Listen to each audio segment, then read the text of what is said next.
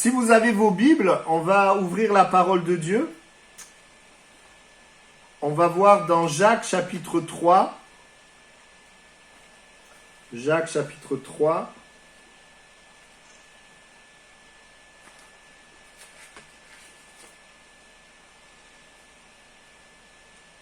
Verset 4. Jacques chapitre 3, verset 4.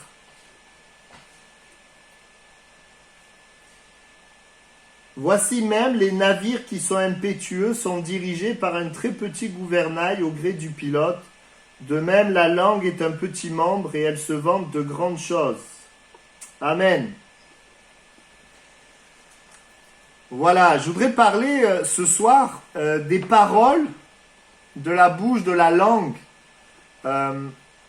Et je voudrais commencer ce message en prenant pour appui ce texte qui montre que la langue, elle est comparée à un gouvernail qui amène une direction.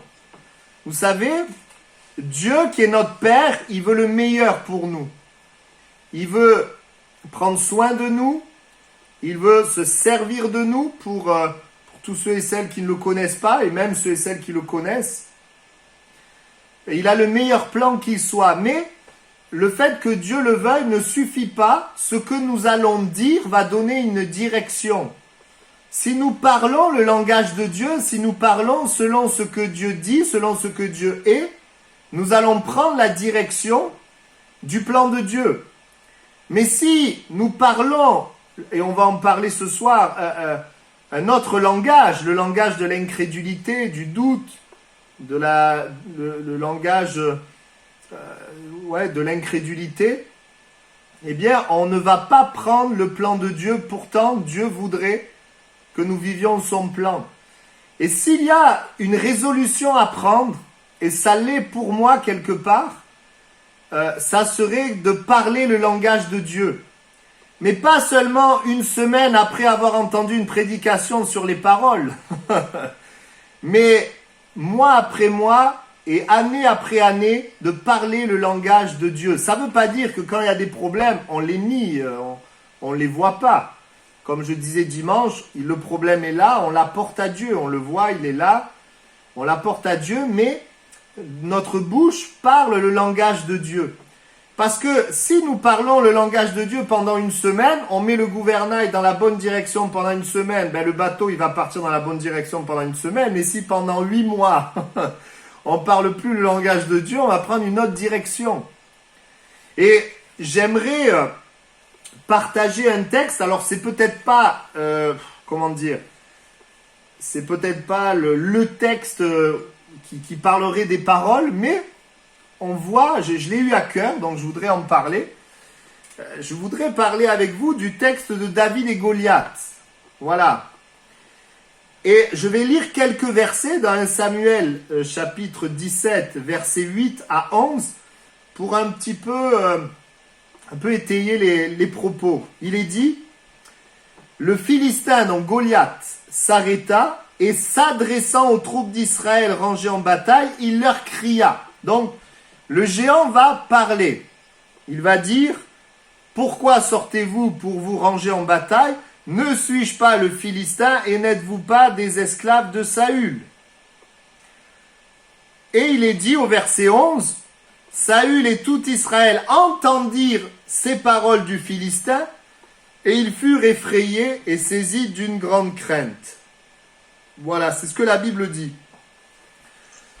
Le Philistin, c'est l'image du diable et c'est l'image des situations de nos vies. Il a une parole.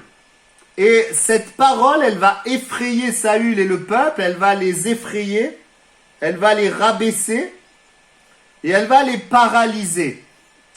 Pourquoi ? Eh bien parce que Saül et le peuple vont accepter ces paroles et chose étonnante, ils ne vont pas répondre avec finalement la vérité, la réalité, la parole de Dieu. C'est un peuple qui croit en Dieu, bien que Saül est dans le déclin à ce moment-là. Ils vont entendre les paroles du géant et très souvent dans nos vies, le diable nous parle au travers des géants, au travers des situations. Mais que fait-on de ces paroles ? Est-ce qu'on laisse ces paroles devenir les nôtres ? Est-ce que quand le diable nous dit c'est pas possible, est-ce que nous acceptons et nous disons de la même manière c'est pas possible?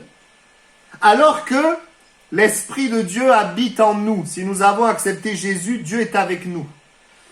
Bien sûr, le géant est là, il est imposant, il faisait peur. Vous savez qu'il était grand, hein, vous savez qu'il était imposant. Et oui, on voit qu'il y a bien des paroles de l'ennemi et le diable voudrait que ces paroles deviennent nos paroles. Et pour qu'elles deviennent nos paroles, elles viennent dans nos pensées, hein, parce que pour parler, c'est d'abord dans nos pensées. Quelles sont quelque part les paroles du diable, les paroles de l'ennemi? Les paroles que, après on parlera des bonnes paroles, mais quelles sont les paroles de l'ennemi? Eh bien, les paroles de critique et de jugement. Quand tu critiques et tu juges quelqu'un, ça ce sont les paroles de l'ennemi. Les paroles de plainte, on a fait un message sur ça, si vous vous souvenez, sur les murmures et les plaintes. Ça, ce sont les paroles de l'ennemi. Les paroles de colère, d'amertume et de haine. Ce sont également des paroles qui viennent de l'adversaire. Dans le même registre, les paroles dures. Les paroles dures. Les paroles également, je dirais, d'incrédulité, de doute, de désespoir. Les paroles négatives qui confessent l'incapacité, l'impossibilité. Également, les moqueries. Ces paroles qui ridiculisent les hommes. Les moqueries, qui sont les paroles de l'adversaire. Également, les flatteries, l'hypocrisie. Quand on dit du bien de quelqu'un qu'on ne pense pas ou pour un gain. Quand on flatte son prochain. Les paroles aussi grossières, les gros mots, les vulgarités, les paroles impures. Ce sont également les paroles qui ne viennent pas du royaume de Dieu. Les paroles orgueilleuses, la vantardise.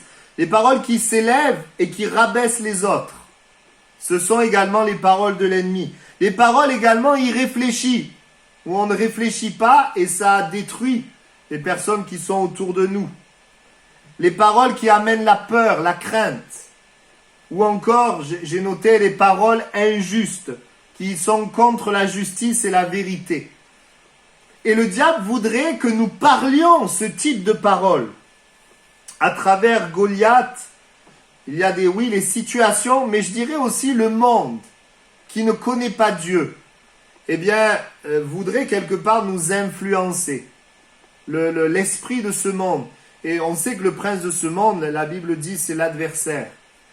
Et voyez-vous, c'est très important ce soir, parce que si nous laissons ces paroles sur notre bouche, elles dirigent notre vie.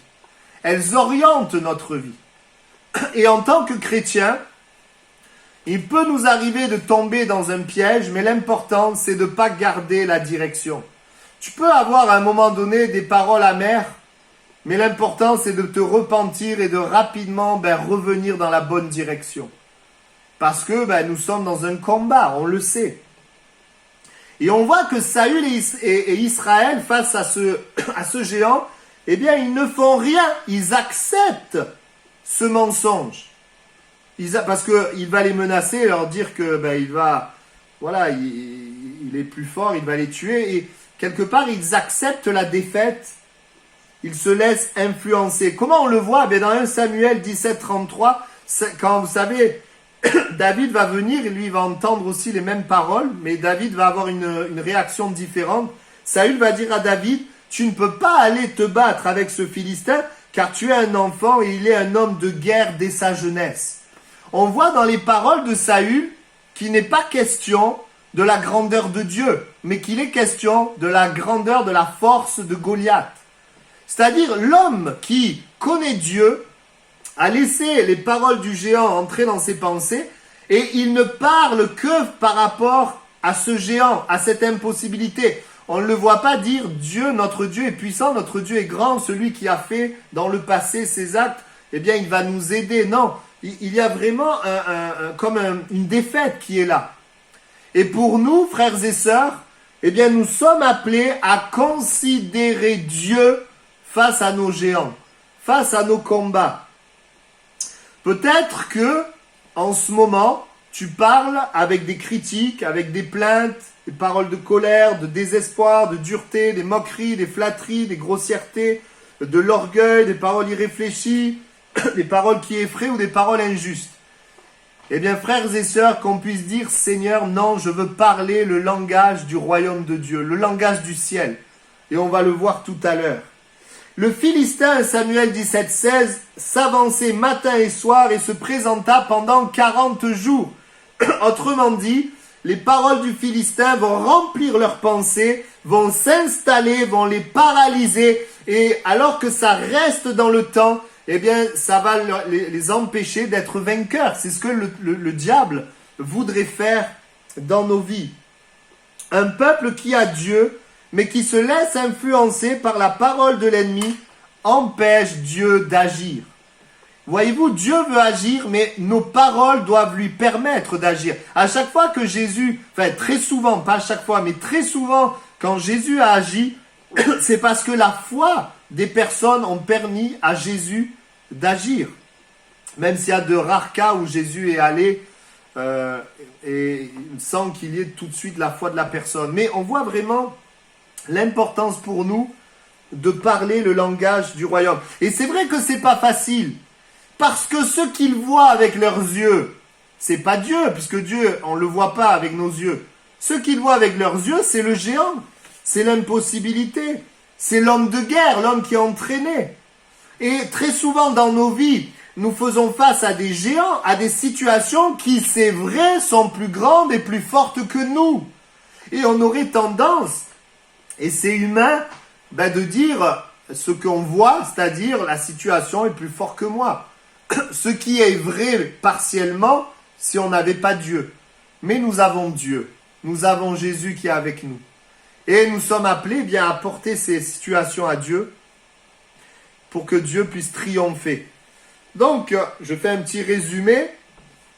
Il y a un géant, ce sont nos problèmes, nos situations, et ce géant, il parle. Ces situations, ces problèmes, le monde nous parle. Ils sont réels, c'est pas de l'imagination. Ils sont réels et plus grands que nous. Ils sont plus forts que nous. Mais ils ne sont pas plus grands que Dieu. Ils ne sont pas plus forts que Dieu. Si nous les écoutons, nous parlons leur langage. Leurs paroles deviennent nos paroles et nous empêchons Dieu d'intervenir. Nous laissons ces paroles nous emprisonner dans la peur, dans l'incapacité. Alors, on va le voir ensemble. Il faut voir ensemble ce que David a fait. C'est pour nous un exemple de ce que David a fait. D'abord, David, il entend la même chose.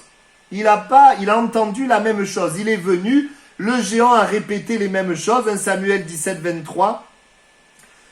Et il est dit, il tint les mêmes discours que précédemment et David les entendit. Donc, il entend la même chose. Il voit le même géant. Il a la même situation que Saül et Israël.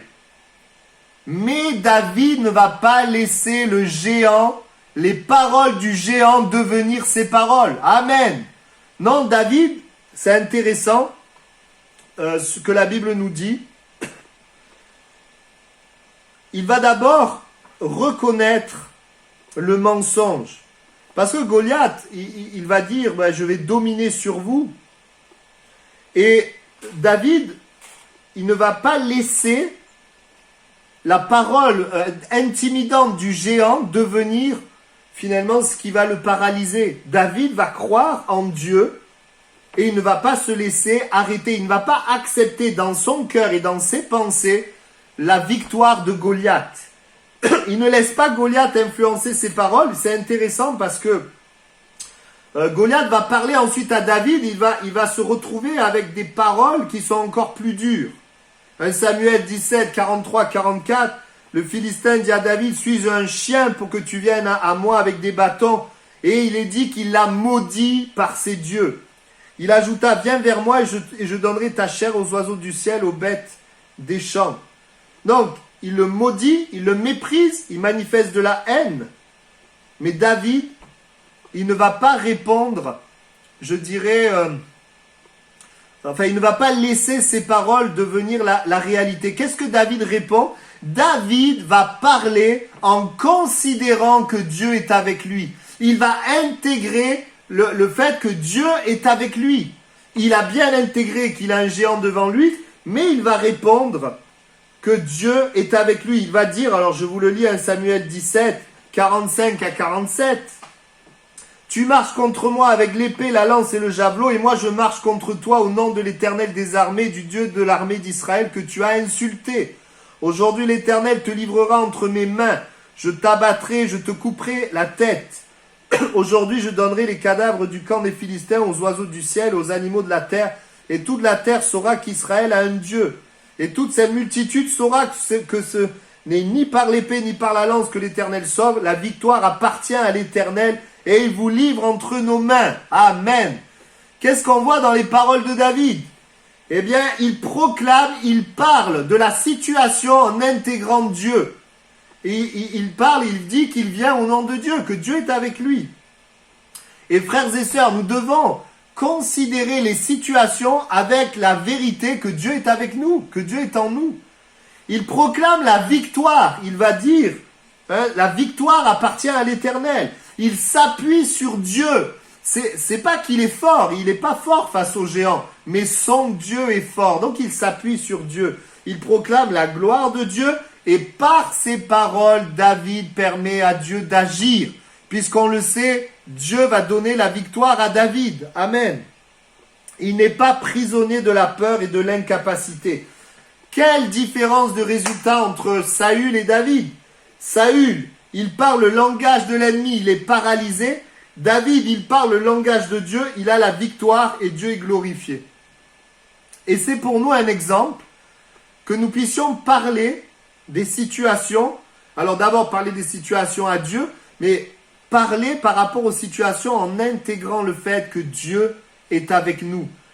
En intégrant la victoire de la croix, de ce que Jésus a accompli à la croix pour nous. Souvenez-vous, Jésus est mort à la croix pour nous sauver, mais pour nous donner la vie abondante, la vie de Dieu, pour que nous puissions manifester le fruit de l'Esprit, les dons de l'Esprit, pour que nous soyons vainqueurs sur ce qui veut triompher de nous. Amen. Donc on voit que même si Saül, Israël, il croit en Dieu, David croit en Dieu, la véritable foi parle le langage de Dieu face à Goliath. Il ne suffit pas de dire je crois en Dieu, mais nous parlons le langage de Dieu. Et résultat, le navire, il a pris la direction de la victoire. Nous voulons ensemble prendre la direction de la volonté de Dieu, du plan de Dieu, de la victoire de Dieu. Amen. Les paroles du géant entrent dans les pensées du peuple et deviennent les paroles du peuple. Les paroles de Dieu entrent dans les pensées de David et deviennent les paroles de David. Et nos paroles influencent notre avenir. Ce que nous allons dire va influencer notre avenir. Et j'ai dit, Seigneur, cette année, je sais qu'il y aura des problèmes. Je sais qu'il y aura des combats. Mais comme je l'ai dit dimanche, je vais compter tes bontés, tes bienfaits. Et je veux parler le langage de Dieu alors qu'il y a ces géants qui sont devant moi. Parce que la Bible montre, c'est pas Dieu le gouvernail, c'est notre langue. Dieu désire bien sûr on rentre dans son plan, mais notre langue parle finalement de ce qu'on croit, de nos pensées et de notre foi. Notre foi va s'exprimer par ce qu'on va dire. Dieu, c'est le chemin, la destination, mais c'est moi qui choisis où je me dirige selon ce que je dis. Amen. Ce que je dis est le fruit de ce que je pense, et ce que je pense révèle ce qu'il y a dans mon cœur. Et les paroles, c'est vrai, il y a dans les paroles un grand enjeu. C'est révélateur de ce qu'il y a dans notre cœur et de ce qui va se passer pour nous. Dans Matthieu 12, 37, il est écrit « Par tes paroles, tu seras justifié et par tes paroles, tu seras condamné. » Donc on voit qu'il y a une influence de nos paroles. Il est dit aussi dans Proverbe 23, 7, pour parler des paroles qui sont liées aux pensées, à l'âme de l'homme. Il est dit l'homme est comme les pensées de son âme. C'est-à-dire que nos pensées vont influencer notre vie. Donc ils vont influencer nos paroles et nos paroles vont influencer notre vie. Nous ne nions pas les problèmes, mais nous considérons Dieu. Et nous replaçons les problèmes dans leur contexte. Ils sont tout petits devant le Dieu qui est en moi, qui est avec moi. Et donc, je voudrais terminer ce message avec les paroles de Dieu qui soient dans notre bouche. Alors quand je dis les paroles de Dieu, je suis pas en train de dire qu'il faut parler de Dieu tout le temps. C'est pas ça. Les paroles de Dieu dans notre bouche, ce sont les paroles que Dieu désire que ses enfants puissent avoir. Et dans l'année 2021, eh bien, quelles sont les paroles de Dieu? Quelles sont les paroles? Eh bien, alors j'ai pris à chaque fois le contraire de ce que je vous ai cité tout à l'heure. J'ai parlé des critiques qui détruisent.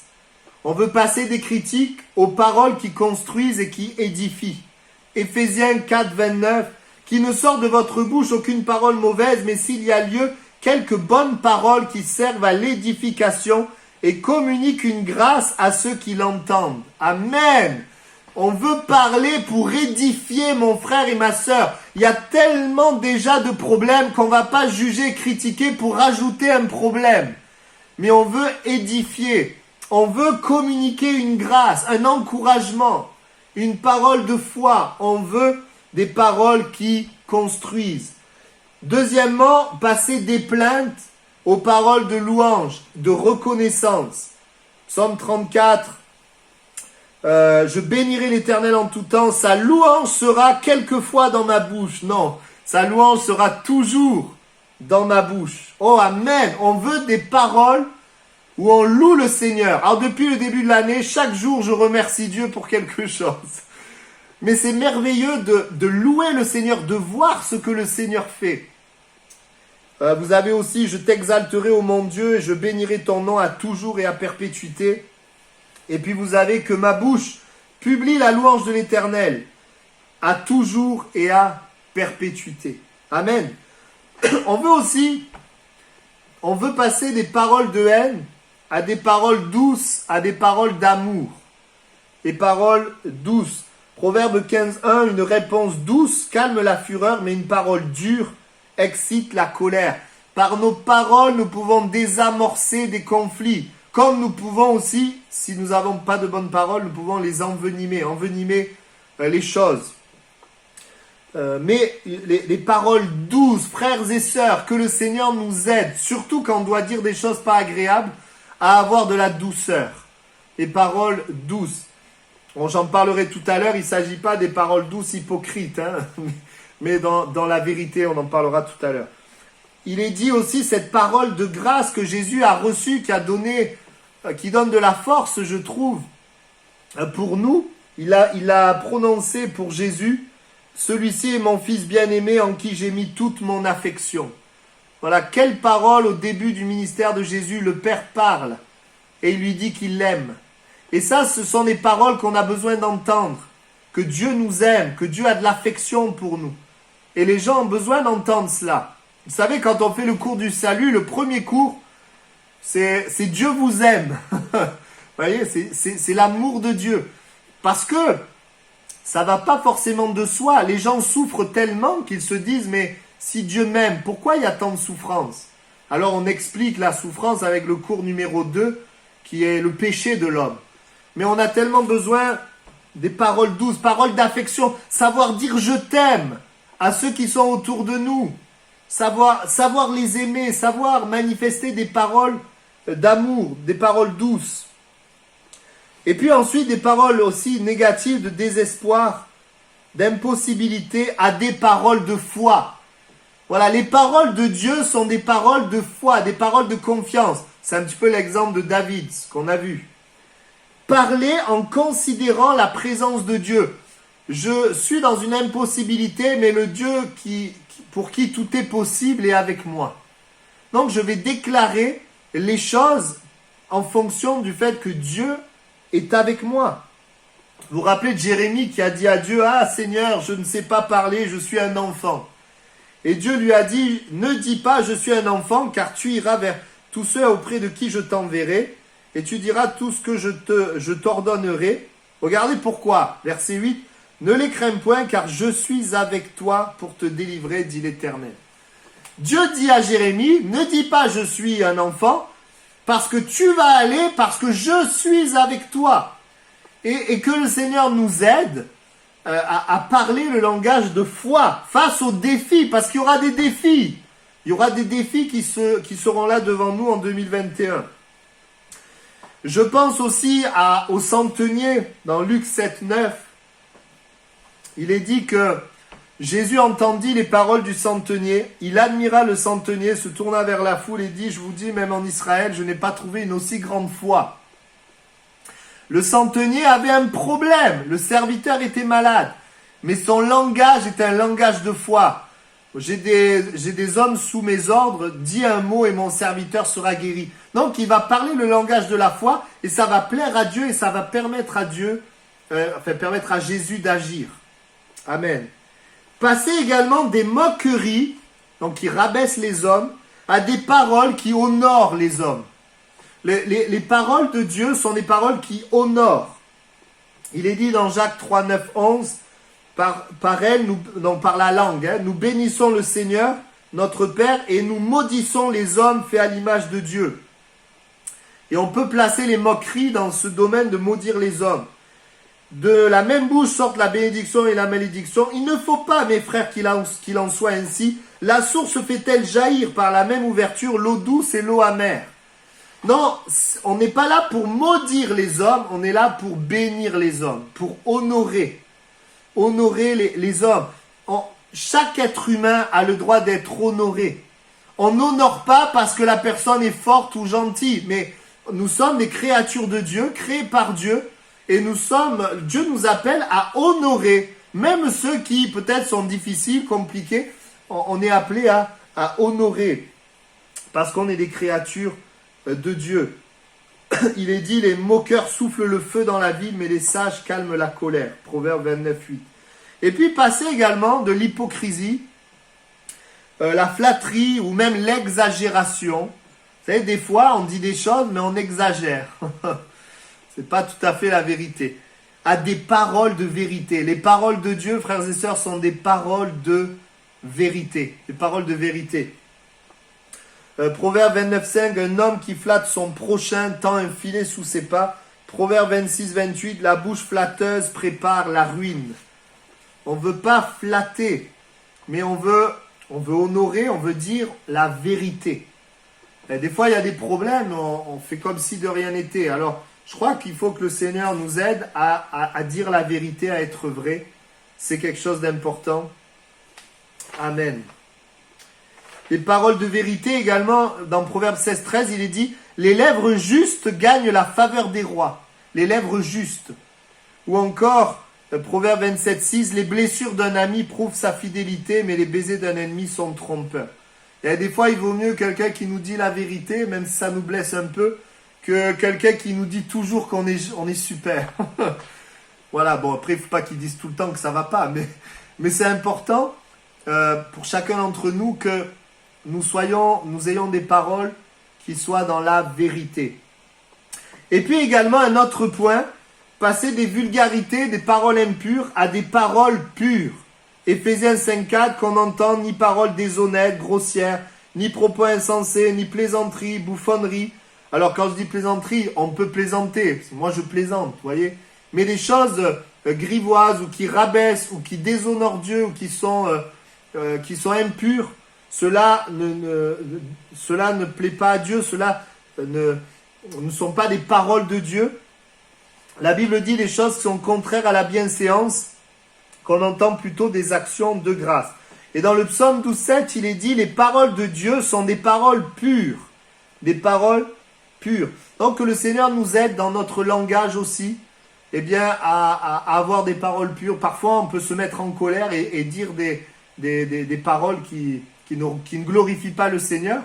Voilà, je crois que c'est important également. Des paroles aussi qui s'élèvent, vous voyez, qui s'élèvent, qui sont, je dirais, remplies de suffisance, à des paroles qui reconnaissent leurs besoins. On parlait de l'orgueil, des paroles orgueilleuses, moi je, à des paroles finalement qui reconnaissent, des paroles qui reconnaissent leurs besoins. C'est quoi? C'est une prière. Vous vous souvenez peut-être dans Luc 18, 10, 14, de ces deux personnes qui prient, il y a un publicain, un pharisien. Il y en a un, il dit, moi je fais ci, je fais ça, je suis bien. Et l'autre, il se frappe la poitrine, il n'ose pas regarder au ciel, il reconnaît son besoin. Et la Bible dit que Dieu va voir la prière de celui qui s'abaisse. savez, pourquoi c'est important?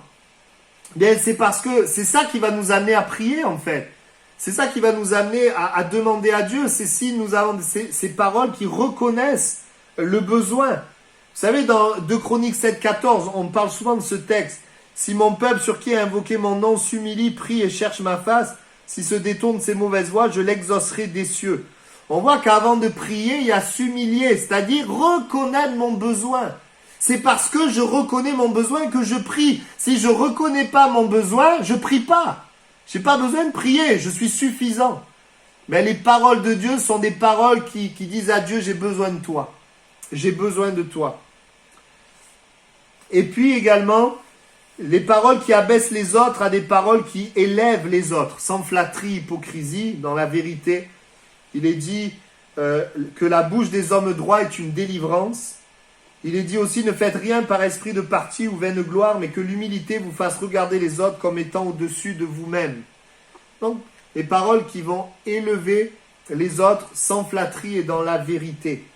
Et puis également, passer des paroles irréfléchies à des paroles réfléchies. C'est quoi les paroles réfléchies? C'est de réfléchir avant de parler.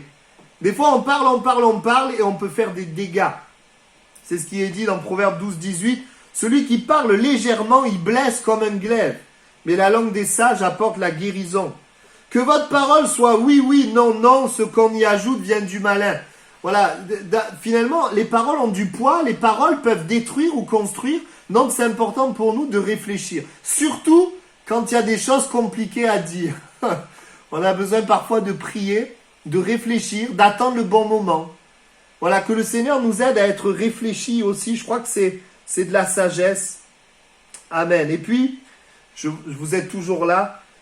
Pas des paroles qui amènent la peur, mais des paroles qui amènent la paix. Bien sûr, toujours dans un contexte de vérité, parce que le diable amène une fausse paix également.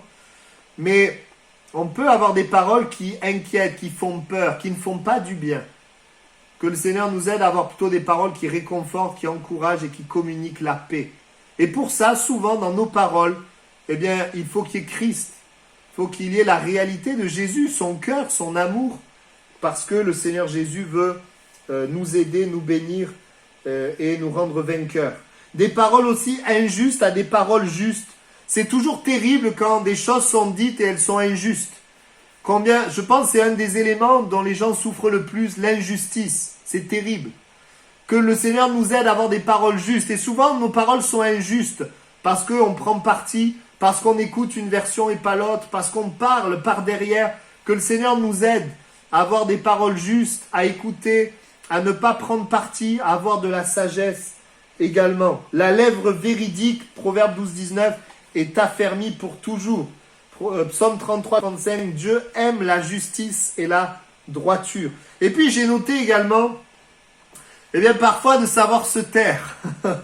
Voilà. Vous savez, même si on veut avoir des paroles de Dieu, tout ce qu'on vient de dire, si la personne en face de nous a un cœur fermé, si la personne est orgueilleuse, campée sur ses positions, ne veut rien changer, se positionne en victime, il vaut mieux se taire. Parce que parler ne servira à rien. Et c'est pour ça que dans nos vies, si on construit notre vie avec quelqu'un, c'est important que la personne avec qui on construit notre vie accepte les paroles de Dieu. À ce que les paroles de Dieu fassent partie de sa vie.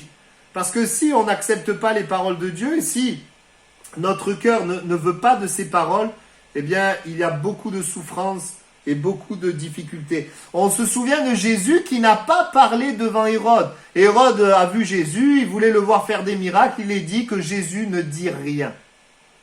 Et c'est intéressant parce que il n'a pas parlé, parce que de toute façon le cœur d'Hérode était moqueur, il était complètement fermé, alors que Jésus a parlé à Pilate.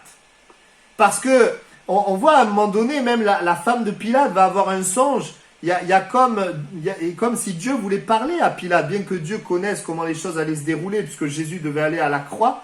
Néanmoins, quand Pilate va lui dire, mais est-ce que tu es le Christ? Jésus va dire, oui, tu le dis, je le suis.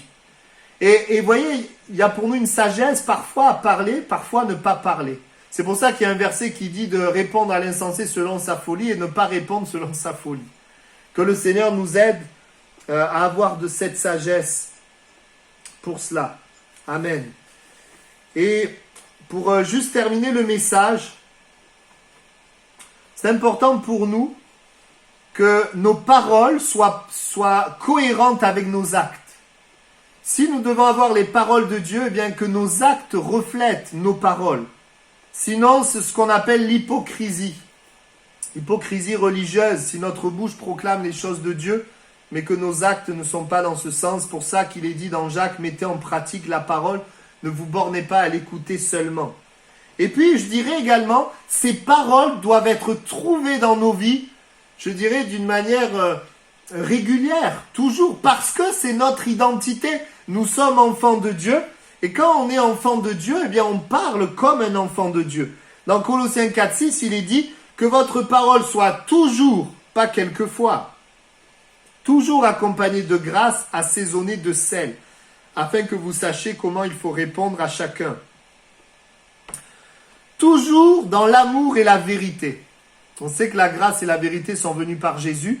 En tant qu'enfant de Dieu, il doit y avoir toujours dans nos paroles l'amour et la vérité. Les paroles, et voyez-vous, des fois, eh bien, on a des paroles d'amour, mais dans un certain contexte, mais plus dans un autre. Par exemple, on va avoir des paroles d'amour dans le travail, mais pas dans notre famille. Voyez? Et ce que le Seigneur désire pour nous tous, c'est que ces paroles soient toujours manifestées. On peut aussi avoir des paroles de vérité quand ça nous arrange. Mais quand ça nous arrange plus, on peut tordre un peu la vérité parce qu'on ne veut pas perdre la face. Mais on veut les paroles de vérité en tout temps. On peut avoir certaines paroles à l'église, d'autres paroles ailleurs. Que le Seigneur nous aide à avoir les mêmes paroles à l'église et ailleurs. Imaginez, tu es là en voiture, et puis t'en as un, il démarre pas, ça vous arrive ça, au feu vert. Bon, on peut klaxonner parce que peut-être qu'il s'est endormi, il faut qu'il démarre. Mais imagine, tu klaxonnes et tu commences à t'énerver, mais qu'est-ce que tu fais? Qu'est-ce que t'attends? Et là, il se retourne, c'est un frère de Toulouse-Est. Alors là, tu fais espèce de, oh mon frère bien-aimé. Donc, vous comprenez bien que c'est important. Bon, on plaisante, mais c'est important d'être pareil. Et c'est vrai que des fois, quand peut-être l'attitude ne correspond pas, je me dis, mais imagine si, si tu as un frère ou une sœur. Donc, que le Seigneur nous aide. Alors, on peut klaxonner, mais gentiment pour que la personne démarre. Mais que le Seigneur nous aide à avoir ce témoignage qui le glorifie en tout temps. Un autre point, enfin, c'est vraiment le dernier point là. Parfois, on se permet de dire des choses aux gens, par exemple sur les réseaux sociaux, qu'on ne dirait pas en vrai. Vous savez, on avait fait une étude il y a des années pour la jeunesse sur les réseaux sociaux, mais je vous raconte pas tout ce qui peut être écrit entre la critique, la moquerie, l'orgueil, tout ça. Et parfois, par Internet, par les réseaux sociaux, quand c'est des mails ou quand c'est écrit, eh bien, on peut dire des choses qu'on ne dirait pas en vrai. Et que le Seigneur nous aide aussi, même dans les réseaux sociaux, lorsqu'on écrit un mail, que le Seigneur nous aide à être vrai, à écrire aussi en réalisant qu'est-ce que je dirais si la personne était en face de moi, à ne pas se permettre certaines choses. Amen. Que la parole de Christ soit dans nos bouches en tout temps. Et encore une fois, je dis bien, il ne s'agit pas de parler de Dieu tout le temps. Pour rejoindre les gens, on parle de tout et de rien, mais nous avons ce type de paroles. Des paroles qui construisent, des paroles vraies, des paroles pures, des paroles reconnaissantes, des paroles douces, des paroles de foi, des paroles qui honorent, des paroles humbles, des paroles réfléchies, des paroles qui amènent la paix, des paroles justes. Amen. On va prier et peut-être que j'ai eu cette pensée, cette année 2020, ça ne s'est pas passé comme tu aurais voulu. Pourtant, tu as cru, tu as prié, tu as proclamé. Mais il est possible que tu aies eu des paroles négatives qui ont annulé l'action de Dieu. Par tes propres paroles, tu peux annuler, arrêter l'action de Dieu. Et je voudrais que ce soir, ensemble, en tant qu'Église, on décide de parler le langage de Dieu. Que le Seigneur nous aide. Et peut-être même entre nous, alors il faut beaucoup d'amour pour pouvoir se le dire, mais que le Seigneur nous aide eh bien, à corriger peut-être un aspect de notre vie. Vous savez, cette année, il y a eu un moment où j'ai vu des paroles de plainte. Et je me suis dit non, mais il ne faut pas que je reste là-dedans. Et c'est vrai, il y a des moments où on peut se faire piéger, que le Seigneur nous aide à avoir des paroles de grâce, des paroles qui construisent, des paroles qui bénissent. Amen. Et je voudrais aussi déclarer à chacun d'entre nous que le Seigneur va prendre soin de nous, alors qu'il y aura des géants. On est dans un temps de crise sanitaire. C'est difficile. Mais le Seigneur va prendre soin de nous. Et je sais qu'on est l'église de Toulouse-Est, il y en a aussi qui nous suivent. Certains ne souffrent pas du tout de la crise sanitaire, mais il y en a d'autres qui souffrent de cette crise. J'aimerais te dire de la part de Dieu que Dieu va prendre soin de toi. Et que tu peux déclarer, Seigneur, je cherche ton royaume, ta justice. Tu vas me donner tout par-dessus. Tu vas prendre soin de moi. Voilà, j'aimerais qu'on puisse prier maintenant dans le sens de cette pensée.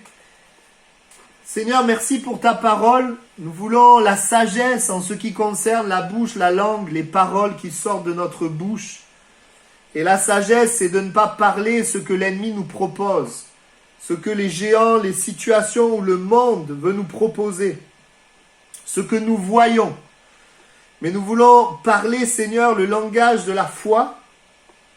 Seigneur, nous voulons parler en considérant la grande victoire de Christ à la croix. Nous voulons parler la parole de Dieu, les promesses de Dieu. Et lorsqu'il y a des difficultés, oui, nous voulons te les apporter, nous attendre à toi.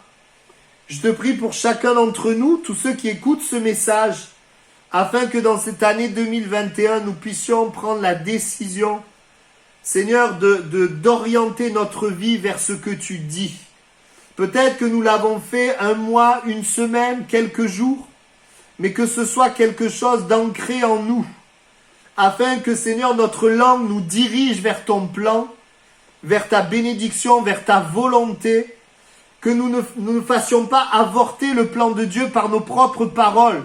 Et comme Saül et Israël, nous ne laissions pas les paroles du géant devenir nos paroles, mais que face aux géants, nous puissions parler le langage du Saint-Esprit, le langage de Dieu. Merci pour ton esprit en nous. Tu as dit que tu rappellerais les paroles de Dieu.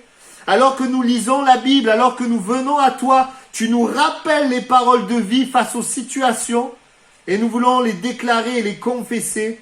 Merci Seigneur. Amen.